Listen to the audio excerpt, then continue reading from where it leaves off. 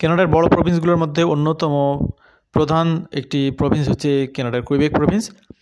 তো কানাডার সাথে একটি এগ্রিমেন্ট থাকার কারণে, অর্থাৎ কানাডা ফেডারেল গভর্নমেন্টের সাথে একটি এগ্রিমেন্ট থাকার কারণে এই প্রভিন্সটি বেশ কিছু বিষয়ে স্বায়ত্তশাসনের সুবিধা ভোগ করে, একমাত্র প্রভিন্স যেটি এই সুবিধাটি পায়।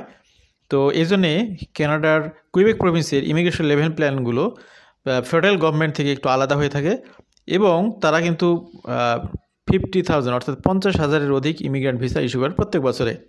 তো সাম্প্রতিক সময়ে এই প্রভিন্সটি একটা ডিক্লারেশন পাবলিশ করেছে কোন কোন সেক্টরে তারা পিআর ভিসা ইস্যু করবে এবং কোন কোন সেক্টরগুলো সাসপেন্ড থাকবে।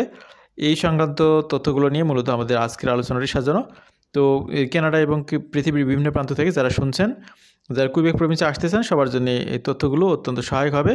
আমাদের সাথে থাকার জন্য আবারও স্বাগতম। Quebec's immigration landscape in 2024 has been marked by significant changes. আপনারা জানেন যে 2024 সালে অনেকগুলো পরিবর্তন ঘটিয়েছিল এই প্রভিন্সটি। সেটার ধারাবাহিকতায় যে কাজগুলো 25 সালে বলবৎ থাকবে এবং যে প্রোগ্রামগুলো ক্লোজ থাকবে সবগুলো বিষয় আপনাদের জেনে রাখা ভালো।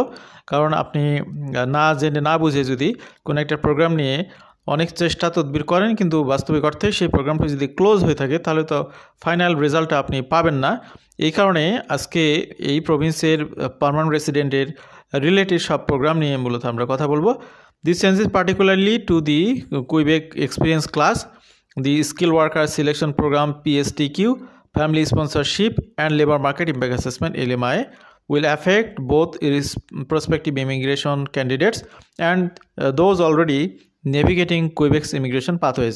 তো সবার জন্য এই তথ্যগুলো অত্যন্ত সহায়ক হবে।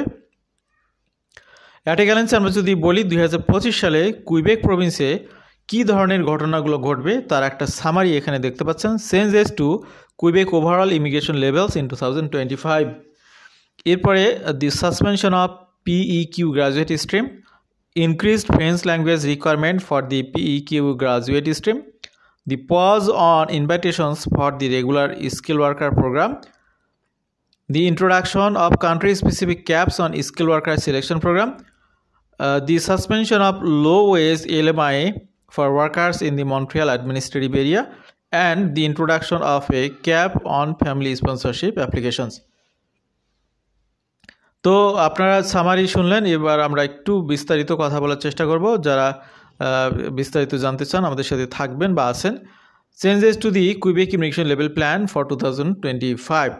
তো 2025 সালে কুইবেক প্রভিন্সের যেটা টার্গেট তারা 48,500 থেকে 51,500 এই রেঞ্জের